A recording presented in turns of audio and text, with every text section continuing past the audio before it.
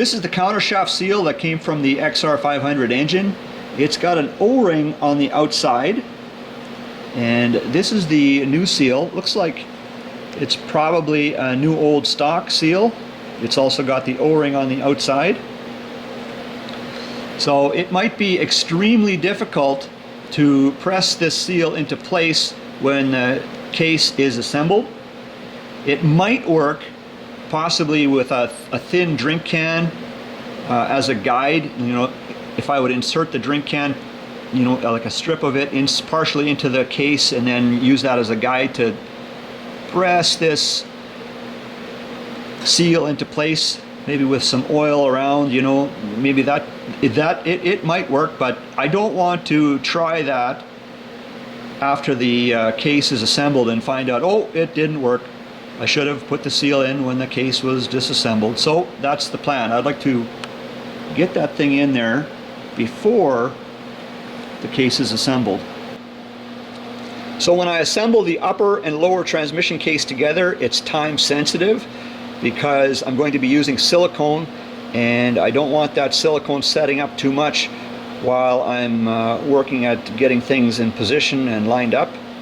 So if I don't have to work with the seal during the assembly process, then that's some time that I don't have to use up while silicone is setting up. So what I think I'm going to do is I'm going to put a very light amount of oil on that O-ring, and then put the seal on the shaft, and then assemble the shafts so that that seal is in place. I don't have to spend time trying to get silicone in there and that kind of thing. I think it should probably seal okay with that O-ring.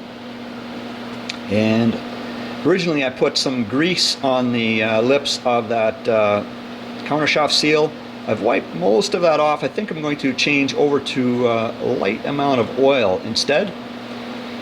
And it even looks like Honda designed a drain back. I think that's an oil drain back for the countershaft seal. Notice how it's right there beside where this groove is. So that groove, I think, is where that O-ring is supposed to go. And I think that is an oil drain back hole.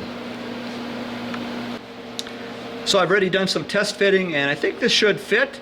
So the O-ring is inside that groove, and this bearing has a groove as well. It fits inside what looks like maybe it sort of looks like a half of a snap ring. Here's one for the other shaft. And also very important, this bearing carrier here has a recessed area that is supposed to fit into a pin that partially protrudes out of the case. And I know I don't have that one quite lined up yet. I was gonna let the camera run and show how that sort of fits together. So I'm going to rotate this now and just feel and watch that it fits down inside, or the pin fits inside that the area where it's supposed to go. So I'm going to turn it here a bit. There, okay. So that's inside, that's set.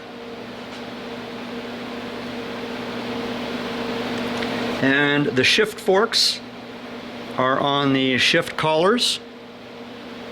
And the other end of the shift forks have those pins. Those pins are in the those guides.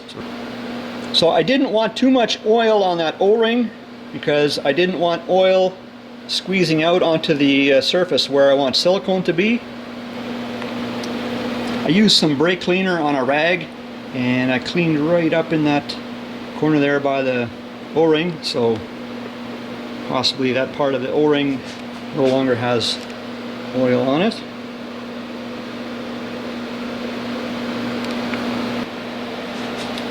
So I've checked these bearing carriers a number of times just to make sure that they are located properly. So I'll probably check them again yet before this top part of the case goes on. So I think now it's in first gear. First gear. So this gear here is engaged into the side of this gear, So now if I put it in neutral, half a click up, okay, so now this shaft doesn't turn here.